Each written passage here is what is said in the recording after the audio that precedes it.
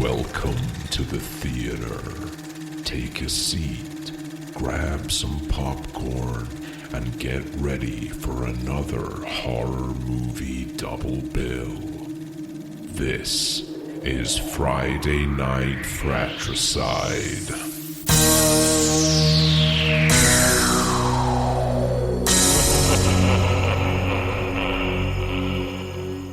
Good evening, and welcome back to the theater.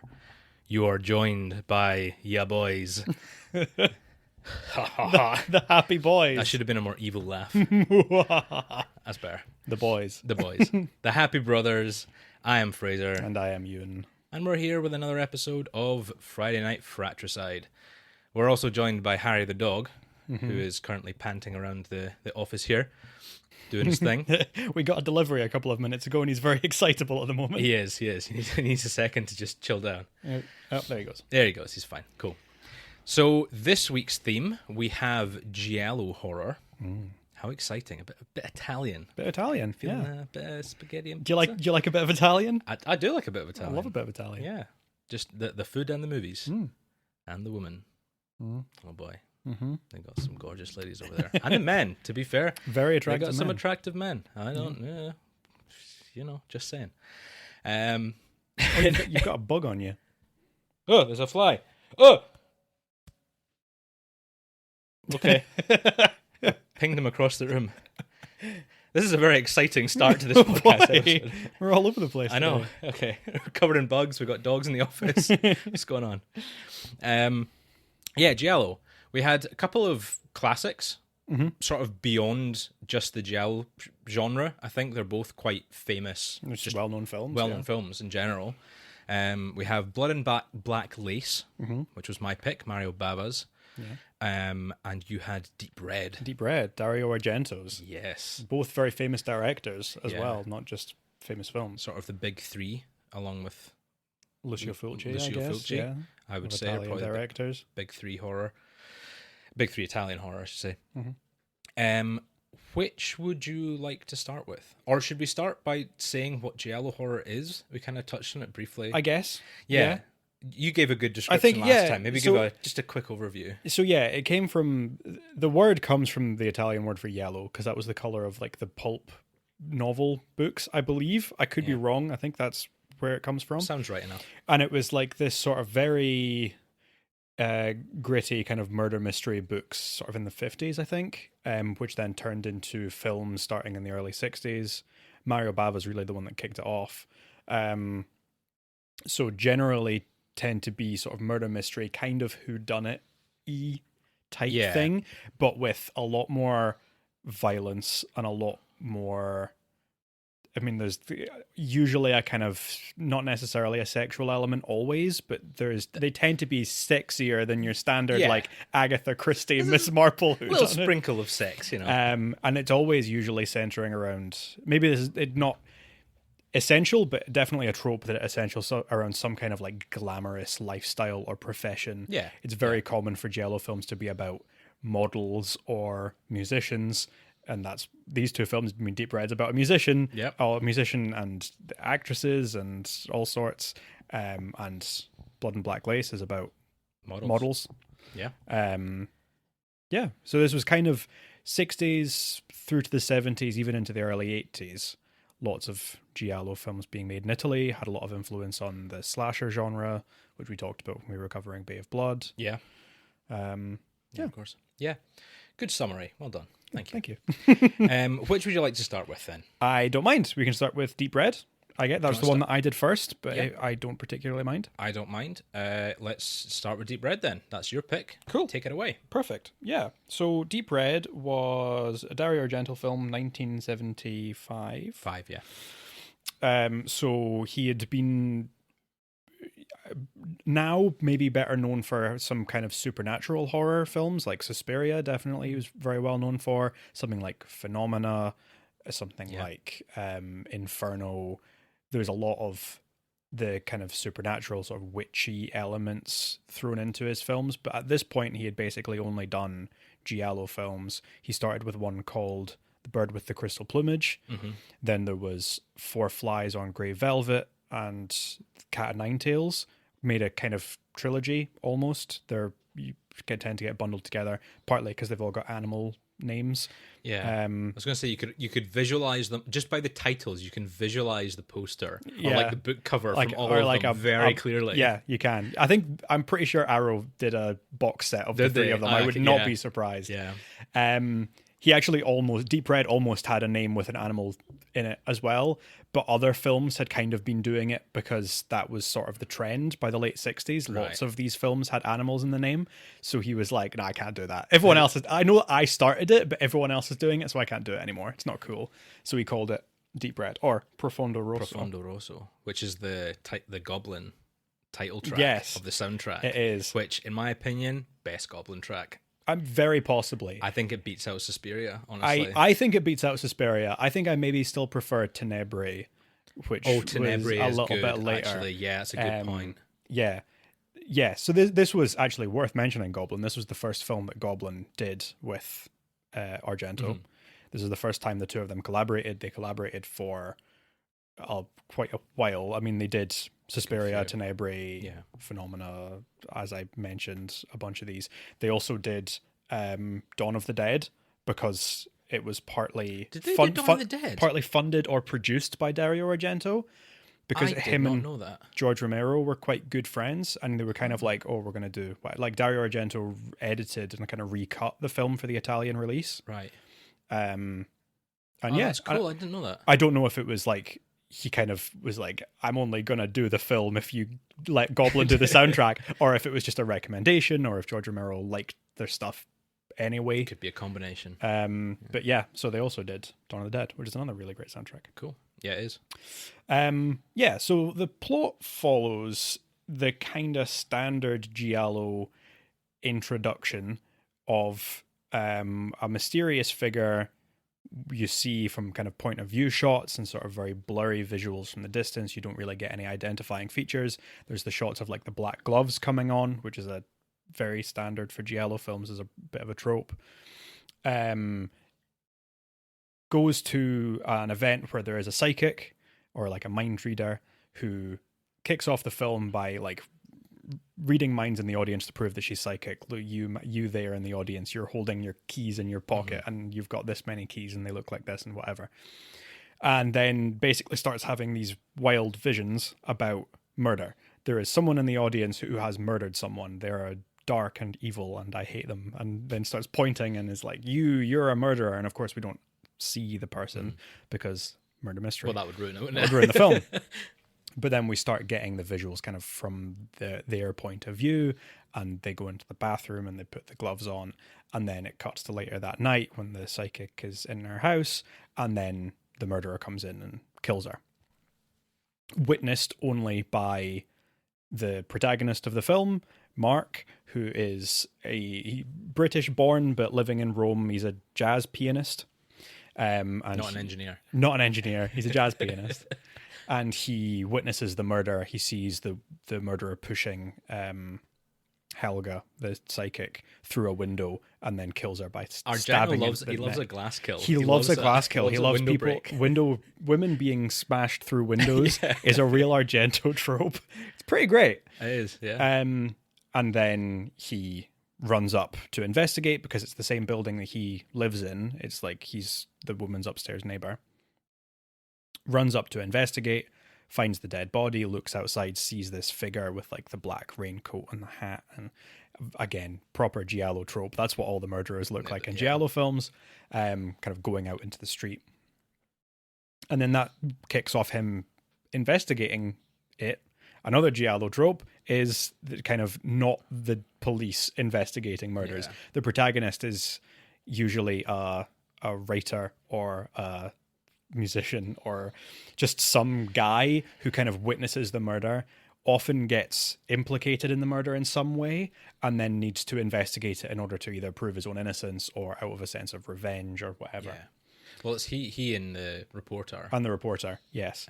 When he first witnesses the crime, obviously the police arrive and he's telling them what happened and blah, blah, blah, blah. And then this reporter arrives, this young, attractive female reporter, and he's kind of, it's implied that he's kind of taken by her a little bit. And they start buddying around trying to figure out what's going on. Yeah. Yes, Gianna, the reporter, sorry, yes, her name. played by Daria Nicolodi, who was Dario Argento's wife, Ah, and appeared in several of his films. I did notice that her backlog included a lot. Quite a his, few of so, but I didn't Argento realise it films. was, And his wife. she's also the mother of Asia Argento, the actress who's Dario Argento's daughter. Yeah, she had a cameo in Suspiria and like bigger parts in various other films later on. Yeah, and you know what? I really liked her. I really liked Gianna. I thought she was a great character. Yeah, she's so cool. She was just good fun. She's that like kind of independent woman type of character that you got in the 70s, where she's just so cool. She knows what she wants, and she's gonna go and get it. I And loved that. the moments with her and Mark, like in the car and stuff when they're first introduced, and she has to like climb over the car door to open it from the inside because the lock's broken. Yeah. And then he sits in the car and the chair collapses. The chair collapses. And it was just this, like, it was just fun. It was They break the lock from the inside, so they need to climb out the sunroof, which is really funny. yeah, there was just like sort of this great sort of camaraderie, I suppose, between the two of them. Yeah, they're really great. So they kind of start kicking about trying to investigate this murder together. They go to the funeral, Helga's funeral. I'm not sure if there was a particular reason for it, but it's a Jewish funeral. The character of Helga's Jewish. Oh, you yeah, can that's see right. like the gravestones are in Hebrew and the ceremony's being performed in Hebrew, and it's all. I thought that was interesting. I don't know if there was a particular point that Argento was making with that, but she was from. it was nice. I I think it's German. I thought it said she. I'm sure I remember there was. She was from somewhere that seemed unusual. I thought it was like Albania or something. Oh, I don't know. Could have been. But possibly I not. don't know. I missed that. I was assuming she was German, but that's But probably yeah, just because actually, she was no, called that's right, Helga. because she was speaking German. Mm-hmm. That was what confused me, because there's the scene at the start. She's speaking on the phone. Yeah. And the subtitles say like in German. Yeah. So I was like, oh, okay. But I'm sure at the start it said like she was from Albania, or she'd just flown in from Albania. Maybe sure. I'm just reading too much into it. It's not relevant at all. No, but still, I thought it was interesting that there was kind of that a little bit of depth to the character. Yeah. Of No, just, absolutely. You know, having a Jewish character, even though their Judaism isn't really talked about, and then she just gets bumped off almost immediately. guess, but yeah. still, yeah. And then the two of them sleep together, Mark and Gianna, and Mark starts being an arsehole. He starts being all weird about like, oh, women are fragile and weak, and I don't like them very much, and I'm gonna go and hang out with my friend. What's his name? Carlo. I'm going to go and hang out with my friend Carlo instead, and I'm going to get him to help me solve the murder. And it's like, okay, whatever. It was at this point I was getting really frustrated with him, because I was like, I'm sorry, like Daria Nicolodi, she's just like, she's so cool and she's so attractive, and she's just like, hey, I really like you and I want us to go and solve this murder together. And he's like, ooh, cooties, I don't like you. I thought that was just like, that kind of why I didn't really like Mark as a protagonist. Yeah. I was like, he sucks. He's lame. It seemed a little bit weird that they teamed up in the first place, but then as she starts wanting to kind of go into a bit more depth, and she's like talking about wanting to do an article for it and stuff, he starts to get a bit weird about it. Yeah. It's like, why? I don't know. Yeah. What's your problem, man? Yeah. But he starts investigating it, so he goes to find his friend Carlo, who we were introduced to at the beginning. He was also there when they witnessed the first murder. But he was drunk. He was drunk. Yeah, worth mentioning, I guess. He is trying to track Carlo down, can't track him down, goes and visits Carlo's mother, who we are introduced to quite briefly. She's a very strange character who's very eccentric. She used to be an actress. I'm assuming all of the pictures that were up on her wall were actually of her. She was a pretty well-known Italian actress, the actress that played possibly, yeah. Carlo's mother. I should have noted down her name, but I didn't. She was in films for since the 30s or 40s. Fairly well known in Italy because she was one of the first women to ever have a topless scene in an Italian film, which is quite funny. Good for her. Yeah. Good for her. That's on her Wikipedia page. There you go. You're right. You Yes. got bugs in your mouth. No, it's just a hair. It's fine. Okay. Just a hair from my beard. So he is then pointed by Carlo's mother, and he's like, oh, Carlo's off with his friend Massimo. You should go and see his friend Massimo, and you'll be able to track him down. I thought his name was Marco. No, Massimo. Massimo Ricci Oh, was the other guy. maybe Mark's the subtitles were wrong then. Mark's the main character, or Marco. I don't know if he's called Marcus. Marcus. Marcus is his full name. But yeah, it's Massimo. Maybe was the subtitles other were guy. weird then. I don't know. Maybe. Or, I don't know. Whatever. Doesn't matter. Anyway, yeah, it gets that. Go and talk to. Well, Ricci is mostly what he's referred to as, I think. Yeah. He says, go and see his friend Ricci. That's who he's with, and he goes and he answers the door, and the door is answered by the single most glamorous man in Rome, circa 1975. Yeah. He's just like tall and slim, and he's dressed in like kind of feminine clothes, and he's just like so gorgeous. Yeah. And he's like the high cheekbones, and he's got this eyeliner, and he's sort of the thick black hair. And I was just like, I genuinely, when I watched this, I was taken aback by how attractive Massimo was. Like, he's very like soft spoken as well. He is. He's very just like he's just welcoming. Like, hi, and who are you? Yeah. Oh, come into my house. Oh, you're looking for Carlo? Yes, he's in the bedroom. And I was like, oh, okay, cool. And then they get the thing, like Massimo is Carlo's partner. The two of them are romantically involved. I'm not entirely sure. Like, Massimo has a little mustache, so I definitely assumed that he's just a man, given the name Massimo as well. But it's worth mentioning that Massimo was played by a woman. Oh, really? It was. I again didn't write down her name because I'm terrible. But yeah, it was played by a female actor. So I don't know if this was like a non-binary character or maybe a transgender man. Certainly very unusual for the mid-70s, but very cool. And not particularly out of place either. In terms of the story, like it wasn't like, oh my god. Yeah. It was Mark's really cool with it. For someone who was being sexist 5 minutes ago, he walks in and he's like, oh, you're gay? Nice. Okay, I didn't know that. Anyway, you want to help me solve a murder? Which I liked. That was fun. And unfortunately, we don't see Massimo again. No, I was very disappointed because I like Massimo. So he goes off with Carlo. They kind of go and discuss this for a little while. Carlo isn't really much help in solving the murder, but there's a nice scene where the two of them they go to the bar where Carlo works, also as a pianist, and the two of them do a little duet in the bar. The bar, which was specific, I don't know if you noticed this upon watching it, specifically supposed to look like Nighthawks, the Edward Hopper painting. Yes, I did know. You see it and you're just like, in the background, that's Nighthawks. That's the Edward Hopper painting, and it was actually specifically designed to look okay. like that. It was an intentional, design kind of homage. I did notice actually in the opening scene, not the opening scene, but the first scene where we see Mark and Carlo together in the street and the bars behind them. I did clock that. Yeah, but then also it was really weird because I thought it was a background. I thought it was a painted background because none of the actors inside were moving. Yeah. At first, and I was like, "Oh, that's a really interesting choice because it looks really real." Yeah. But everything's frozen, and then some guy like leans down to pick up his coffee, and I was like, "Oh, okay." Yeah. Oh my god, it's a real person. Yeah.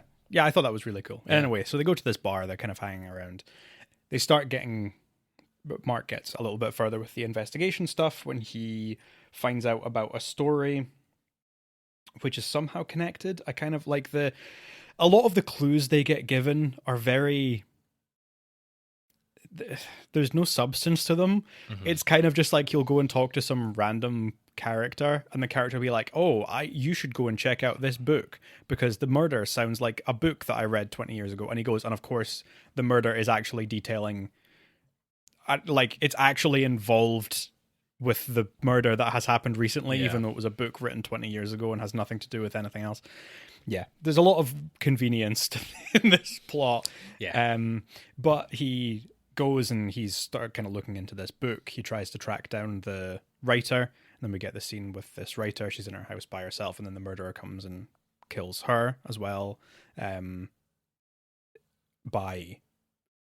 Scalds her to death or kind of drowns her in this boiling hot bath.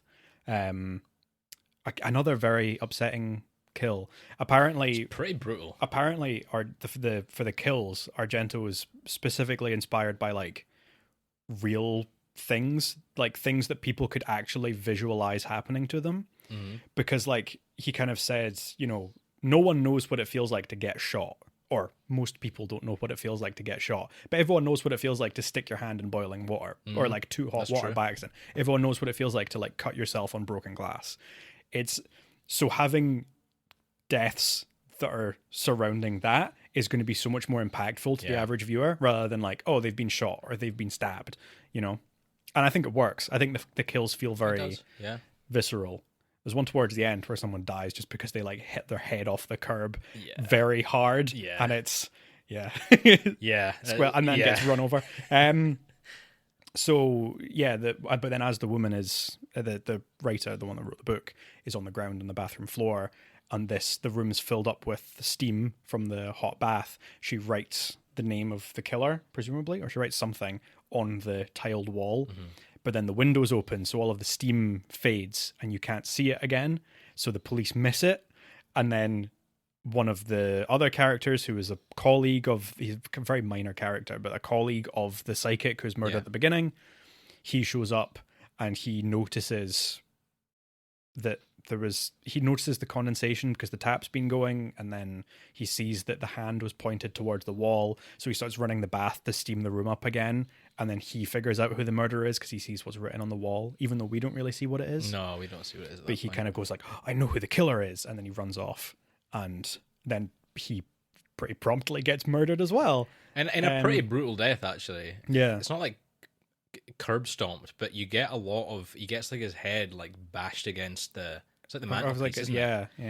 And you see like his teeth teeth, going into the wood. It's pretty, as you say, like visceral. It it's is, like, yeah. And there's also a really gross big doll. There's like a Clockwork Man or whatever. He just comes out with a knife and he's like laughing, and then he sort of falls over and his head cracks open. I don't fuck with dolls, man. The kind of ceramic doll head that's cracked is like a very iconic image from the film. Even though it's not really relevant, it's just there in one of the scenes.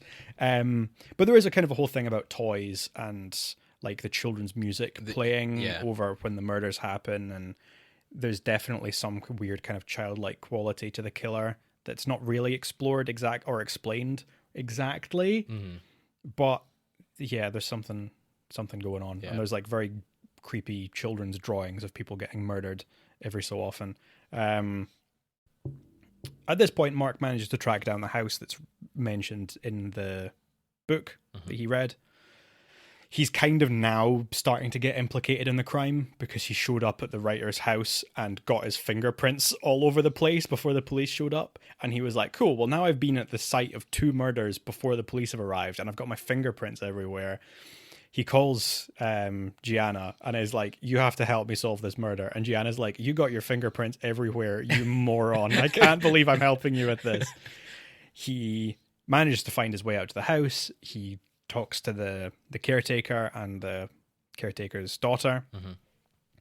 And he's like, I'm going to go and I'm going to investigate this house because I think it's related to these murders. And he goes and he finds like the drawing on the wall, like a mural on the wall, and he starts sort of chipping away at the plaster on the wall. It's really gross. He does it with his fingernails. Yeah. I don't know if that squeaked you out as much. It's just really something about him chipping away at the plaster with his fingernails. It was like the initial hole as well was really small, and he was at it for ages, like scratching at it. I didn't something about like scratching at like stone with your fingernails really grosses me out. I think we talked about when we covered The Ring.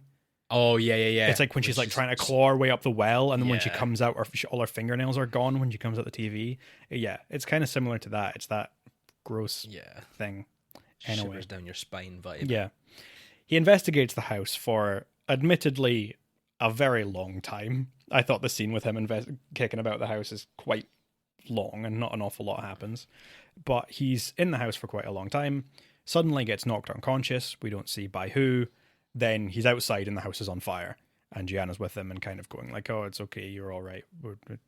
We'll solve it still. Well, this is after he finds the room. After he finds the room. Yeah, there's the room with the dead body in it and a Christmas tree in the corner. There's a room that's been like bricked up. Yeah. Oh, that's true. Right at the beginning of the film, we see a short scene where someone gets murdered that hasn't been relevant until this point. Yeah. But we see a very brief scene where someone gets murdered at Christmas, and we see a bloody knife fall to the floor, and then we see a little kid kind of come over and stand over the knife, but we don't know what that is yet. And then we realize that that's the house, and somehow this is then connected with the murders that have been going on during the film. They find another drawing. This time it's the caretaker's daughter. She's got a drawing as well. Another huge convenience in this investigation. Yeah. But they're just like, oh, hey, you've got a drawing that's exactly like the one that was in that house. Why did you draw this? And she's like, oh, it's a copy of a drawing that I found in the archives at my school from this year. I remember exactly that it was from this year and it was in the archives. So they go to the school to find this drawing because they think it's going to clue them into who it is. Again, we don't really see exactly what it is that clues him in, but Mark finds the drawing and is like, I know who the killer is. Mm-hmm. Then goes out, probably just kids written their name on it, I guess. Suddenly realizes who the killer is, runs out, finds Gianna. Gianna's been stabbed. And he then realizes the killer's there, starts to confront the killer. We don't see who it is. Turns out it's Carlo. Shock. I have to say, I wasn't particularly surprised. It's not like a super foreshadowed thing, but it's like, we know that the killer is going to be a named character. Yeah. Because that's how it always works in these films.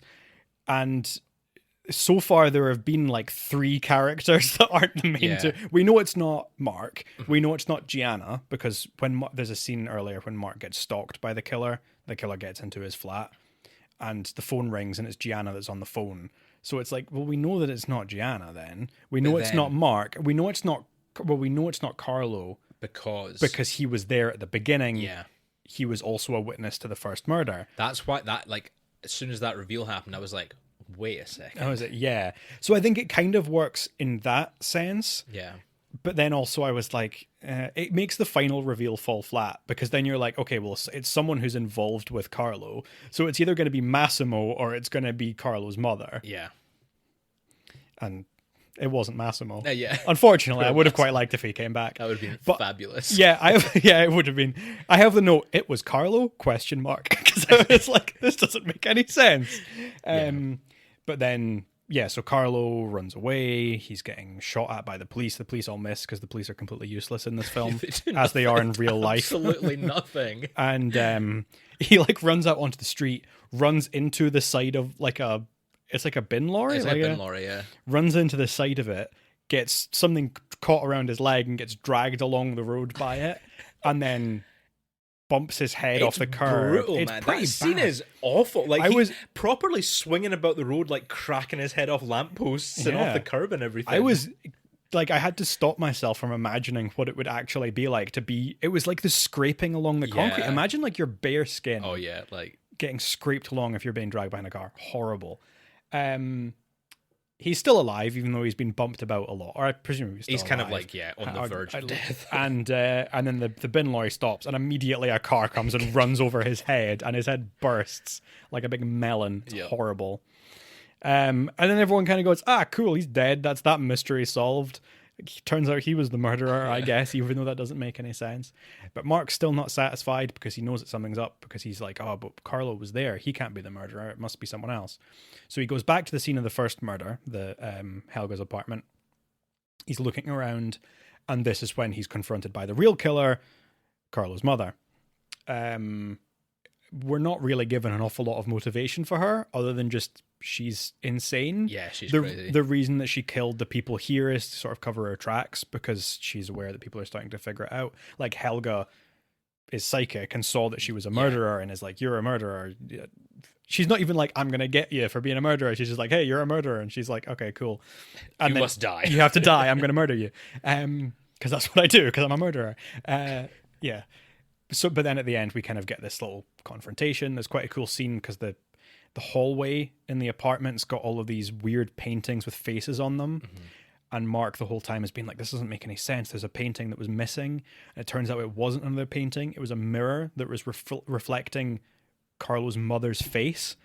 And so it sort of blended in, and he didn't realize it was actually her. He thought it was another painting. I thought that was a really cool reveal. I liked Honestly, that. I did think lot. it was pretty awesome. Yeah. And I didn't go back to check, but if you do go back and check, you do see her. Oh, really? There, you see her at the beginning of the film, but she just looks like another painting.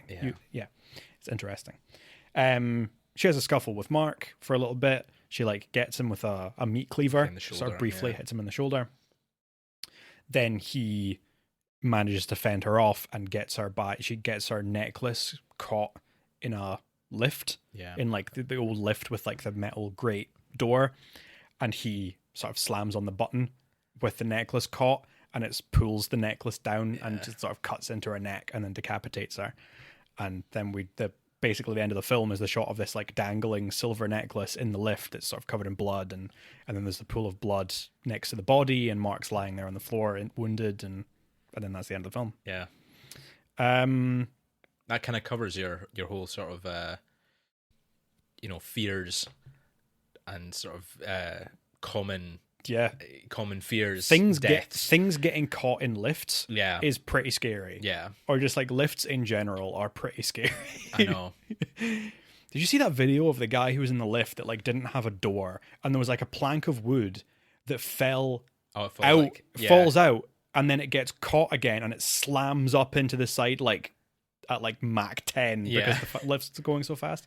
That was horrifying. Anyway, lifts are scary. So it's a scary new fear ending. unlocked. Yeah, lifts. it's terrifying. It's a good film. I loved it. I thought it was really great. I honestly think it's my favorite Argento film that I've seen so far. Honestly, it's up there. People say that it's his best, and I don't disagree. I think I maybe preferred Tenebrae, but it was a while since I watched it. I would need to watch it again. Tenebrae took me 2 sittings to get through. Yeah. The middle was a bit of a slog for me.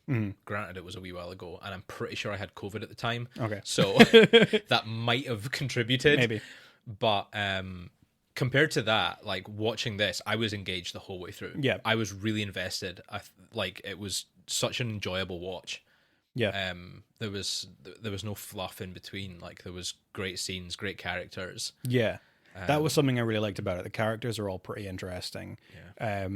Which is something you need for a film like this, which is a real kind of like ensemble thing. You need to have the characters need to all be consistently interesting, and they do that really well.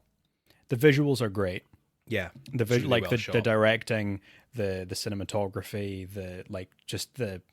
there are loads of great scenes where it's like all black and you only get the color of like sort of objects in the foreground. There's the close-up shots of eyes. There's lots of characters wearing heavy eyeliner, like very heavy eyeliner. And there's loads of close-up shots of people putting the eyeliner on and like standing in the shadows, and the only thing you can see is this like one very heavily eyeshadowed eye that you know belongs to the killer. And loads of really cool stuff. And then over the top of it, just an absolutely phenomenal soundtrack. The soundtrack the entire time. The soundtrack is just fantastic. Right, so I made a note, and I want to get it out there because it bugged me so badly, right? It's not relevant at all to the film. Yeah. But the soundtrack, the track Profondo Rosso by Goblin, it's a mix of 3/4 and 2/4 time signature. Because I thought I was like humming along to it. Like it's been on Spotify and stuff. Like I've listened to it here and there. It's great. So when it came on this, I actually didn't realize, because it uses Profondo Rosso as the name, I didn't realize that was Deep Red. And I don't speak Italian. I didn't know. So when it came on, I was like, oh, cool, it's this one. And I was kind of humming along to the theme song, and I was like, this has got a really weird beat to it. What is going on? Yeah. And I went back and listened to it a couple of times, and it's because it's got like 3 different time signatures. It goes from like 3/4 and 2/4 mixed into like 4/4 and then back, and it blew my mind. Yeah. And I just need to get it out there. I don't know. Because it was amazing, but I hated it. I don't know anything about music. I would never have picked up on that. It's just time signatures. I know time signatures kind of, but like I wouldn't really have picked. Like it definitely has that kind of weird, slightly disjointed feel. Yeah. So you can put it in a more technical sense than me just being like, it sounds weird. It sounds funky. Sorry, I just wanted to get that there. Yeah. No, that's interesting. It's prog rock, isn't it? Like it's just Italian prog rock from the mid-70s. I mean, it's gonna be weird.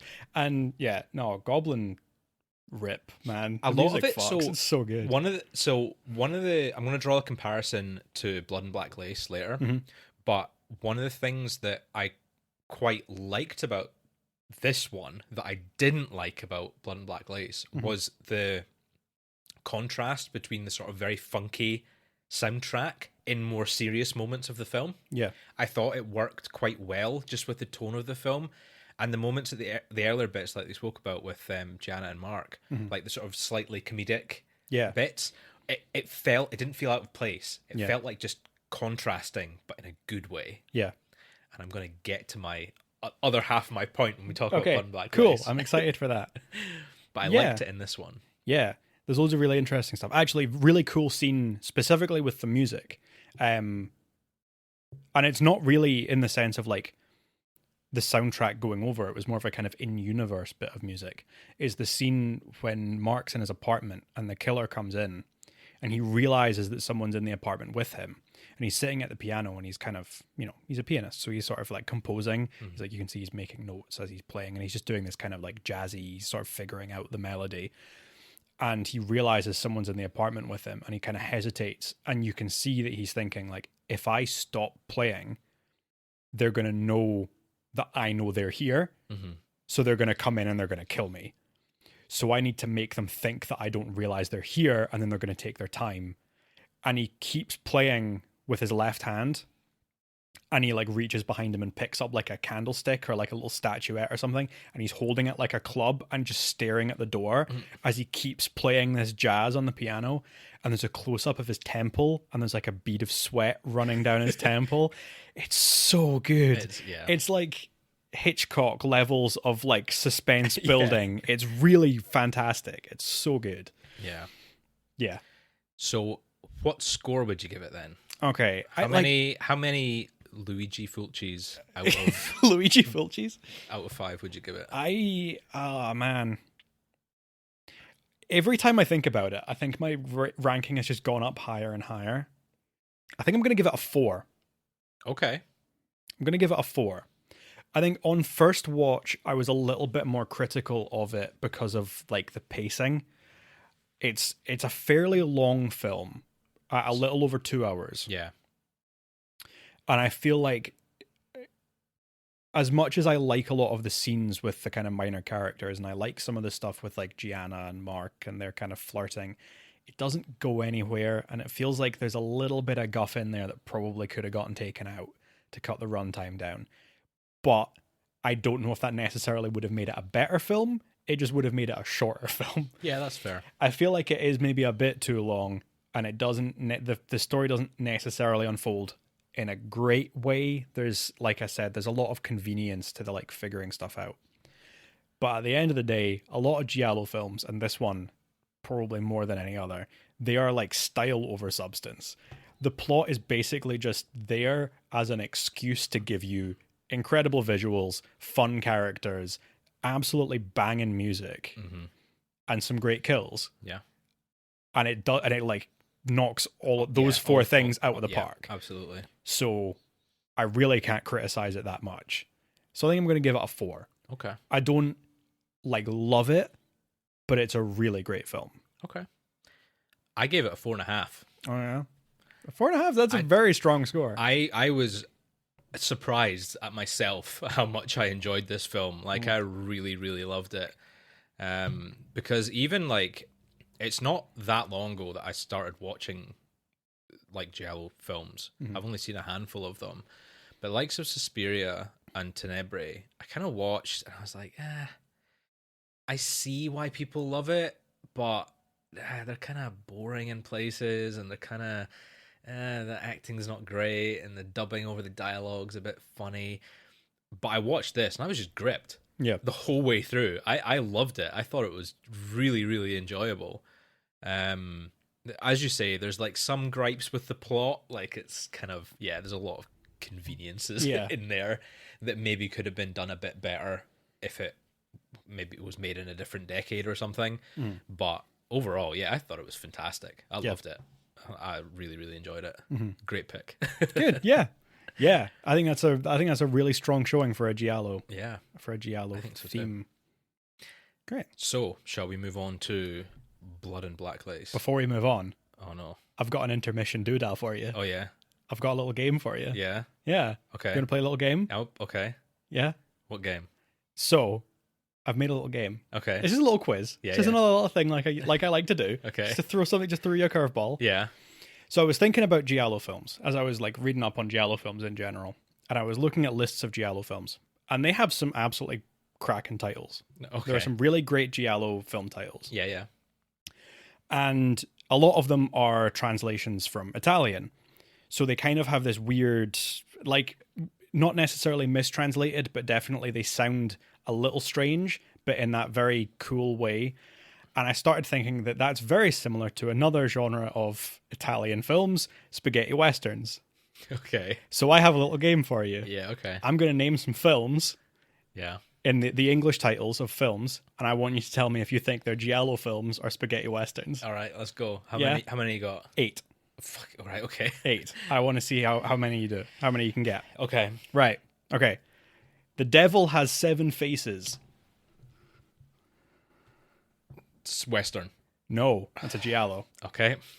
If You Meet Sartana, Pray for Your Death. Giallo. Nope, that's a Western. Great start. Great start. A Reason to Live, A Reason to Die. Giallo. No, that's a Western. Oh my god. The House with the Laughing Windows. That's got to be a Western. No, that's a Giallo. Oh, man. I thought that seemed too obviously a Giallo. Yeah, so I this went is the the other game. way. This is fun. This is the fun of it. Okay, your vice is a locked room and only I have the key. Giallo. That's a Giallo. Okay, cool. Yeah. Right, I've got, You at got least one. one. Kill them all and come back alone. Western. That is a Western. Okay. Yeah. The Man with the Icy Eyes. Western. No, that's a Giallo. And A Minute to Pray, A Second to Die. Western. That's a Western. Okay. That's not bad. 3 out of 8. 3 out of 8? Okay. That's pretty good. That's not It was pretty tricky. that's trickier than it seems. Yeah, it is. I was thinking you would throw in some there that I'd even heard of, but I hadn't heard of any of them. Yeah. Okay. Yeah, good job. That was Good. good. Good. Enjoyed I'm that, glad yeah. you enjoyed that. Yeah. If you play along at home, let us know. Yeah, let us know how you did. We might need to take a quick break. I'm pretty sure Harry, as he's made a right stink. It's fucking rancid. Oh. He is farting up a storm. Oh. Okay, that's fine. Okay, we're back. The fart has subsided. It wasn't us, it was the dog. It was absolutely a dog. Oh my god. That was not pleasant. Okay, yeah, need a second to compose ourselves. You need to, for my eyes to stop watering. Yeah. Okay, cool. Right. Okay, yes, good quiz. I enjoyed that. Yeah. So, second movie of the evening, Blood and Black Lace, directed by Mario Bava, 1964. I would say different tone of film, different tone of Giallo to Deep Red. Definitely got the mystery elements to it. Yeah. But it's not as tight a cast, and there's not this kind of narrative of trying to find out who the killer is. It's just the killer is a mystery. Mm-hmm. And we as the audience are wondering who it is rather than following this plot of who it is. Yeah. The main plot points kind of revolve around different characters and their interactions after the initial death. You might need to keep me right with names, or I might need to look it up on Wikipedia. You might have to look up on Wikipedia. Because I am, There's only one that there are two that I can name off the top of my head. Yeah. The two kind of heads of the model school are Christiana, the woman that kind of runs it, and Contessa Christiana. yeah, and Massimo. I remembered because another he was also called Massimo, Massimo, and I'd still really fancy Massimo from Yeah. Deep Red. So yeah, the plot kicks off in a model house. It's I don't really know how to describe it. It's like a salon parlor, I guess. What do you yeah. call it? Yeah, Where all these models are modeling for this company, headed up by Contessa Christiana, and we get a scene at the start with characters, two of the main characters meeting each other, and there's sort of some shady doings going on between these two characters, male and female. They're kind of, one of them's running away from their wife, and they're wanting to run off together. And then Isabella is the third character in the start, and she's the one who gets killed. She gets got. And I think she was the other guy's wife. Yeah. Right. It was very confusing to follow. Right. This is not an easy film to keep track of. No, and all the characters looked very similar as well, with the exception of one or two. Yeah. It was really hard. Yeah. So do forgive me as I'm going through it, because it was hard. So the killer in this film, again, the sort of Giallo vibes. We've got the black gloves and the big trench coat, but we've also got this really distinct. It's like it's not a balaclava. It's like tights or something. It's like just a white mask. Like a white mask, and a hat as well. And it got like in the artwork for the film, for the posters and stuff, it looks really creepy. It looks properly sinister, kind of Invisible Man-esque. Yeah. It definitely it got is like Invisible that. Man vibes. Yeah. But in the film, it does kind of just look like a guy wearing tights in his head. A little bit. So the police come to investigate the murder, and she's found in a cupboard. And of course, big deal, very scary for all the models. They're kind of wondering, oh no, am I going to get killed next? The police are trying to figure out what's going on. And in amongst this, we have this sort of, again, loads of like shady goings on between the different characters. We have one of the other models who finds the diary, Isabella's diary. And it turns out that she had lent money, or she had been lent money? She lent money. She lent money to someone else. To have an abortion. Yeah. And so she, what is it? Penny, her name is? Nicole. Nicole steals the diary because she doesn't want anyone finding out about this, but it also has details in it about the killer. Yeah. I guess.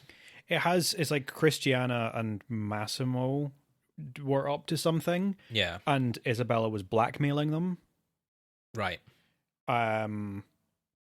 Yeah, you'll need to keep me right on this, because it was so hard to follow. It is difficult to follow. And there, lots of characters are doing drugs, and I think there's an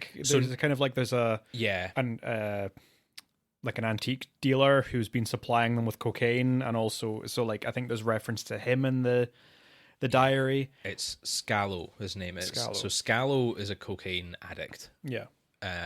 As it's put in the film, and Nicole, who stole the diary, is the one who is supplying him. Oh, with she's cocaine. the one that's supplying him. Okay. So she goes to visit him one night, in this like basement storeroom area of his shop, and she gets stalked by the killer in what is absolutely gorgeous set work. Yeah. Like, this scene looks incredible. You've got all these like props littering the room, and then you've got Nicole kind of running back and forward, and someone stalking her, and what's going on. And we get like a flashing light at one point, and this like this purple flashing light, and we get this great shot, like the full length of the storeroom, with the killer standing there in this flashing light. Yeah. And then he disappears. Yeah. And it was beautiful. It's Absolutely really gorgeous. It looks amazing. Yeah. She eventually gets got by the killer, pushes a knight's armor onto her, and then kills her with like the glove. It's like a glove has spikes on it. It's like a spiked glove. gauntlet or whatever, and he sticks it into her face. Gets her got. So the killer takes the diary, or no, because the diary's been stolen from her. The diary was stolen from her. The diary was stolen from her, and he doesn't realize. I'm saying the killer doesn't realize. It is a he, but the killer doesn't realize. So he then stalks the woman who stole the diary, whose name is Peggy. She was the one who was Peggy. Right. And she's kind of reading through the diary and stuff, and she gets stalked by the killer, and then gets kidnapped because she gets interrupted. One of the other folk from the model house interrupts them, and she chucks the diary in the fire and gets kidnapped by the killer and tortured and eventually killed after she pulls his mask off. Yeah. She gets like, I don't know what it is. It's like a burning hot. It's like, I don't know what it was. It's like a little teapot. It's like a little like coal, like furnace. a little furnace. Yeah, like I want to be really posh and say it's like an aga. An aga. You know, I don't know what an aga is, but you know, I'll like take your word like for the it. old like coal burning like ovens. They have, like a little segment with like a little furnace. It's like that kind of. It's thing. like that. And you can see like it's scalding hot. It's like bright red, and she gets her face like pressed into it. It's brutal. It was apparently a lot more gruesome. Like they had like several more seconds. They showed like a lot of it, and they had to cut a lot of it out. That makes sense. Yeah. Yeah. So at this point, there's been 3 murders. Although only 2 of them they know about because they haven't found Peggy yet. And the police start rounding up the men because they assume that it's a man, or they find like a boot print or something in the ground. They assume that it's a man, and they round up the 5 guys, from the model house and arrest them all. So they're all kind of questioning each other. There's a great line from one of them, who the guy's like an epileptic, but they keep accusing him of being like a drug addict. Yeah. Because he's taking pills all the time. Pills, yeah. And he's actually just epileptic. Yeah. Which is like really unnecessarily like, stupid. Like you've seen him at this point. Like you see a shot of him at the beginning. There's another like quite pretty shot where he's like kind of skulking around, and you can see he's up to something, but you don't know what. And you see this like silhouette of him taking some pills. And of course, you don't know the context, so you're like, "Oh, he's taking pills. He's a drug addict or whatever." And everyone else assumes he's a drug addict as well. Yeah, he's just epileptic. He's just epileptic. So yeah, and it's one of the lines is he shouts at. There's like a shorter guy, who's like, I guess like a manager or something. I think he was like a stylist or something. Stylist? I want to say. Know. But I think he's implied to be like sort of the least attractive of the group, the older man in the group who can't get women, kind of thing. And the epileptic guy turns around to me. He's like, "Just look at him. He looks like he hits women." What? I bet he's the killer. He's impotent. It's really funny. It's all these just like, and then immediately he has an epileptic and then he fit has a and falls seizure, over. and it's like really overacted, dramatic seizure. It's not funny. We shouldn't laugh about people having seizures, but like the seizure isn't funny. Just his it's overacting in of quite it a funny is way. just wild, and he gets like carried out. All these 4 policemen like lift him up and carry him out. It's like, that's not how you treat an epileptic seizure.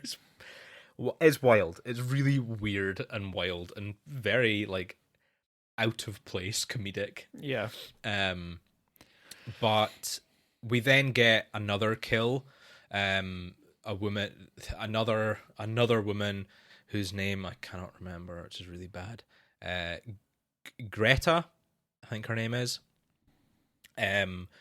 Greta is sort of worried about leaving the model house. She doesn't want to get killed, and she drives home and finds the body of Peggy in her car trunk.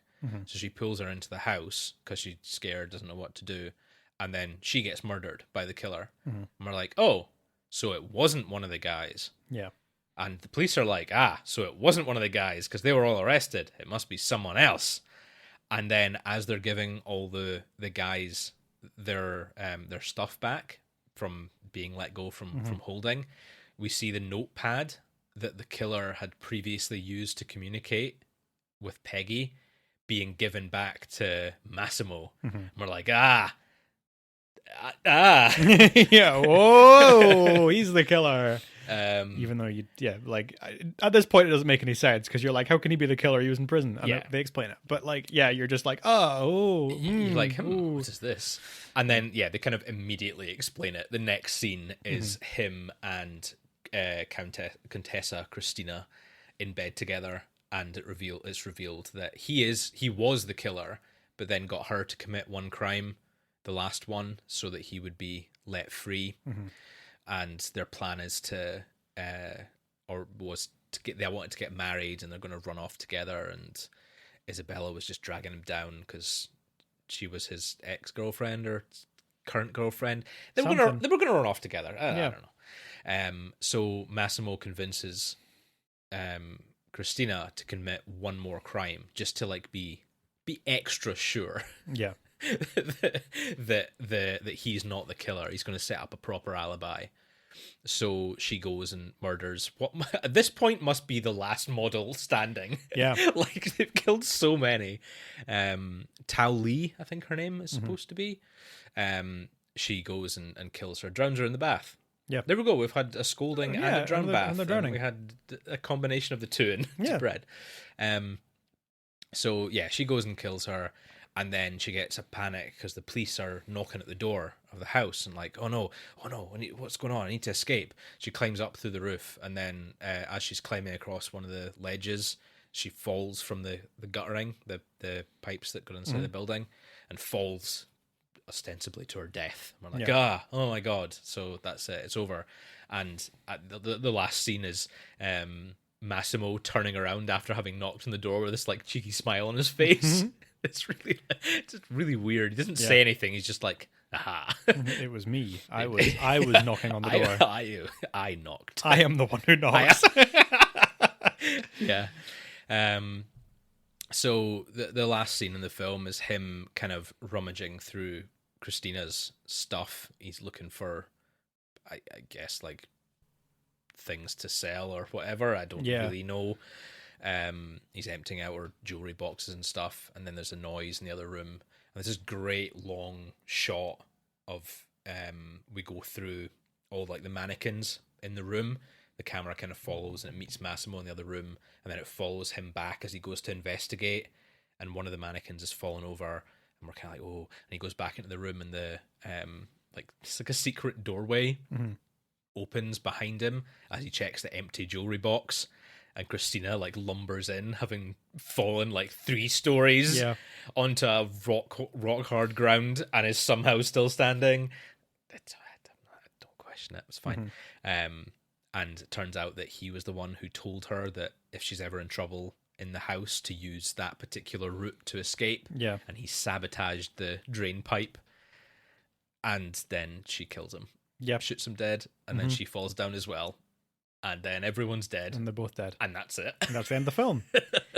Everyone working for this company is dead, except for the old impotent guy who looks like he hits women. Yep. And the epileptic guy. And the two of them hate each other. They've just been accusing each other of murder. Yep. And they're now the only 2 employees left of this business. Yep. It's a wildly convoluted film and incredibly difficult to follow. Yeah. I still didn't hate it.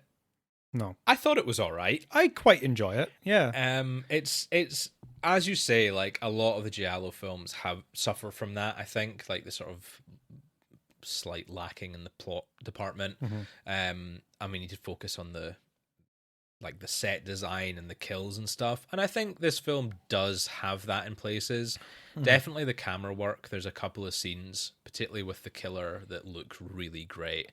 And the scene at the end going through the house with the mannequins is really beautifully shot. Yeah. There's a lot of great colours in this film. Very vibrant colours. Yeah. Like there's lots of very kind of dark sets, both in the sense of like they're dimly lit and also they're like monochrome style. There's not much color in them, and then all of the light that's being shone in is all like single color, very bright, very vibrant, and it's a very unique style, and it works really well. Yeah, I think it definitely looks really great. The acting is not really anything to write home about. Yeah, it's passable. Yeah, there are some places where it's less than passable, but it's nothing special. Yeah.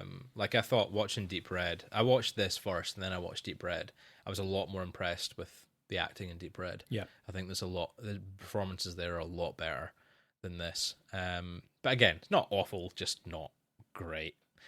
So, yeah, I don't know. Again, didn't hate it. Yeah. Didn't love it. How would you express that on a scale of 1 to 5? How many Lucio Fulcis? How many Lucio Fulcis? We got to include. It's the big three. We got Bava. It's the big three. We got Argento. How many Lucio Fulcis? We're using out of 5? Fulcis for the rating. I give it 2.5. 2.5. Yeah. Yeah. 2.5. I actually wrote down 3, but I'm lowering it now that I've spoken about it and how difficult it was to follow. It is difficult to follow. Yeah, it was kind of fun, I guess, but it was a big cast, and trying to keep up with everyone was difficult, especially with a plot that follows everyone. Like, Deep Red, you're following one character, and even though there is a fair few characters, we're seeing them one by one, and we're kind of gradually getting to know them all. Where here, there's not much of an introduction to each character. We're just kind of expected to know all of this huge cast. And we just get scenes with a lot of them. They throw you in with all of the characters almost immediately. Yeah. And like you said, a lot of the characters look quite similar. A lot of the characters are presented very similarly, and we don't see them long enough to get any like personality off of them, really. So they're all basically there's just the same person. Yeah, I know. It was tricky. But it was beautifully shot, and I loved the set design and a lot of the colors and camera work were great. Yeah.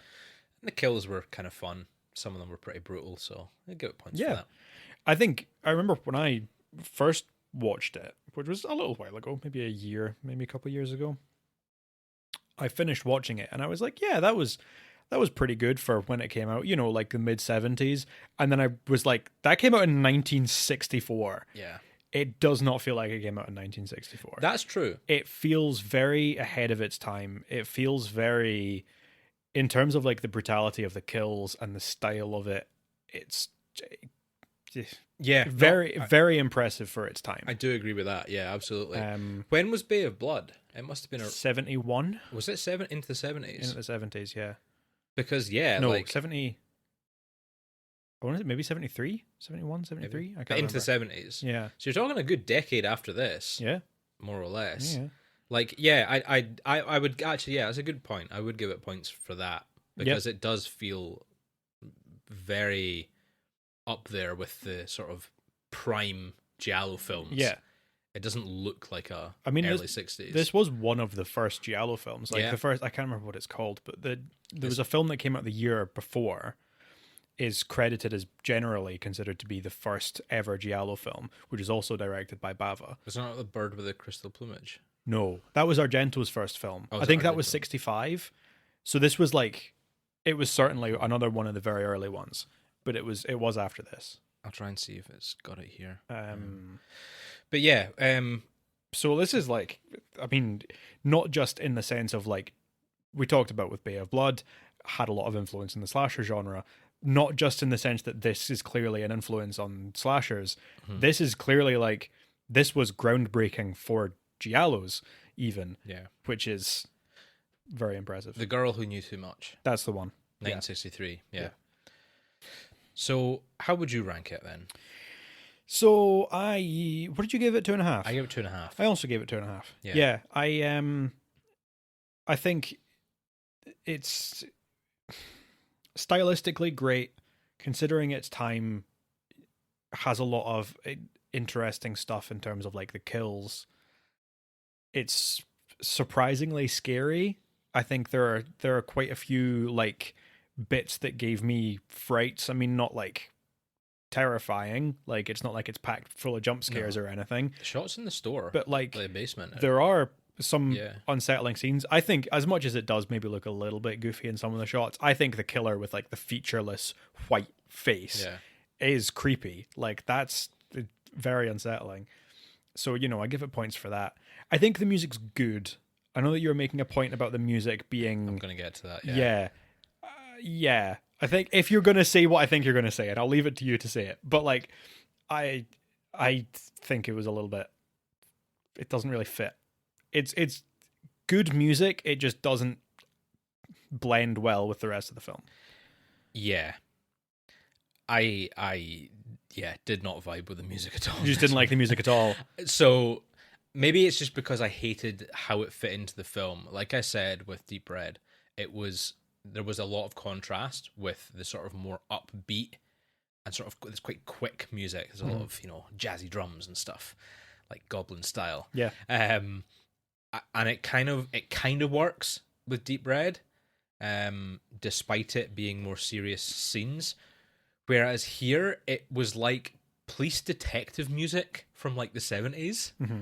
It was like Starsky and Hutch style, like soundtrack, but over the more serious scenes at the start of the film, like when all the models are crying, it's got like this like this like sort of exciting police chase music, and I was like, this is really throwing me off. Yeah, like I'm not vibing with this. This is really weird. Yeah. So there was a few moments like that throughout the film that I thought where the contrast in Deep Red works quite well, here it was too much. Mm-hmm. It was too much. I couldn't deal with it. Yeah. So did not enjoy the music. Didn't enjoy it. Should have got Goblin. They find that vibe. Goblin probably weren't a thing at this point. That is in the early 60s. Probably true. Yes. I don't know how long they were going before they started working with Argento. Yeah. But yeah, man, Goblin. Love a bit of Goblin. That would have been a great segue if we were doing Goblins and Ghouls next week. Yeah. We could have done Goblin. We could have done a Goblin soundtrack film for that. We could have done. No, I didn't think of that either. That's true. Yeah, I was focusing on the little goofy dudes. Yeah. Oh, well. Gross little guy. Yeah, sadly, next week, our theme is not goblins or goblin related. No. We have poetry. How awful. It's an interesting one. It's a tricky one. It's a tricky one. I have been struggling to think of something. Okay. I do have something in mind. Okay. But actually, I should go first. Yeah, go first. Because I was going to say, you could go first, but then I've realized that if you pick the same thing as me, I am up the creek. So I have got two. If you've got... Okay, that's fine. If you've got a backup, I will go first. Poetry is a weird one, because it's not like a genre of films. It's not like... It's something like Video Nasties is really easy to pick from, because there's just a list. There's like a literal list. Poetry is very abstract. You can kind of interpret that in different ways. Yeah. I'm taking it a bit more literally and just like picking a film that features some poetry in it. Yeah, that's fair. But I was thinking films that are poetry, but that's just then just a film that's good. You could say, oh, that film was great. It was like poetry. Yeah. And I'm going with a film that does actually feature some poetry as a plot point, kind of, or at least a recurring kind of theme in it. Mm-hmm. At least hopefully, because I've not seen it yet. Mm-hmm. I'm going for a remake. I have seen the original, and I know that the original features poetry in it, so I'm hoping that the remake also features poetry in it. Otherwise, I'm going to look like a complete idiot. I'm going to go with My Bloody Valentine. But the 2000s remake of My Bloody Valentine. You've already made me suffer through Halloween remake. I know. Why would you do this to me? This one's got Jensen Ackles in it from Supernatural. Yeah. There's bits with the Valentine's Day poems. They're roses are red, violets are blue, I'm gonna murder you with a pickaxe. Or whatever. It's in the original. So I'm That's assuming my favorite Valentine's Day. I'm assuming there's probably going to be something similar to that in the remake. At least I hope so. So you've not seen it? I've not seen the remake. No. I've seen the original. Do you want to watch the original instead? No, it's. Do you want to I can rescind my choice. You have made your choice. And go for the original. We're going to stick with it. Okay. And I'm going to absolutely obliterate it next week. That's fine. I'm probably also going to hate it. It'll be fun. It's been a little while since we've had a 0.5. My Bloody Valentine 3D. I need to get the 3D version. You need to get the 3D Can you glasses. think you can still get it with the 3D glasses? Do you think they're released? Do you have a 3D DVDs? DVD player? No, not like a 3D. Because you need Blu-ray a 3D one. DVD player. Can you not get the ones that just have the what do you call it? I think you need need anistropic. Is that what it's called? When it's the blue-red. I thought you needed a specific player for it, but maybe not. Maybe not. Don't know. Maybe you can just do it on DVD or Blu-ray. Like Spy Kids 3. I wouldn't buy that. Don't buy this, man. Don't buy the DVD. Find it. Don't buy it. I was gonna get it second hand. I wouldn't buy it new. I wouldn't pay 10 pence for this. No. right. Okay, your choice. Your choice. It's your DVD collection. Right. Okay. So I had two. I also went with a very literal like films that feature poetry. Mm-hmm. I've kind of gone more with rhymes, Okay. rather than poetry. It's close enough, stretching the definition a little bit. But as you say, this was a tricky one to choose from. So I jumped on Reddit, did a little look and had a quick look through some films that had like poetry and rhymes and stuff in it. And I found one that actually I've not seen that I've been meaning to watch for ages. It's on Shudder. Possum. Ooh, interesting. Which is apparently very, very unsettling, very weird. Yeah. Very scary. I've deliberately avoided looking too much up about the plot. Yeah. I know it's got that guy from... It's Garth Marenghi. It was written. Is it Garth Marenghi? It was written by Garth Marenghi. I don't know if it's him. I don't know if he acts in it. But it was written by Garth Marenghi. Garth Marenghi is a fictional character, if you're not aware. But the actor that plays and wrote all of the stuff for Garth Marenghi, also wrote Possum. It's got the main character in it is the baddie from the last Mission Impossible film. I can't remember the guy's name. He's a very famous English actor. Oh, but I can't remember his name. There you go. He's got a very distinct look. I'm gonna look it up. But yeah, I've deliberately avoided looking at anything to do with the plot, so apologies. I can't really give you much of a summary of what it's about. It's got a very creepy poster. It does. It does have a very creepy poster. Sorry, I googled possum and it just came up with pictures of possums. Yeah, Sean Harris. Is that Sean Harris? That's the guy's name. Yeah. He's a really good actor, so I'm excited for it. It got great reviews as well. Just a lot of people said it was super weird, super unsettling. Yeah. So yeah, that's my pick. And my backup was the Babadook. Yeah, I was thinking you might have picked the Babadook. I've seen it so many times now. I'm kind of like, I need to revisit it at some point, but I've never seen it. I've not seen the Babadook. It's worth a watch. Yeah, definitely worth a watch. I really wanted to. My like, what do you call it? White whale for my Blu-ray collection is the one that Shout Factory did. They released the Babadook with like the pride flag. Oh, really? Slip cover, because there's the whole meme about the Babadook being a gay icon. Yeah. He is. Yeah, of course. Absolutely. Yeah, they did it. It's like the Blu-ray cover, but it's like the pride flag and then the Babadook cool. on the front. And I really want it, but like, it was limited edition and it's very expensive in resale. So one day, when this podcast makes enough money, we'll get it for you. One day.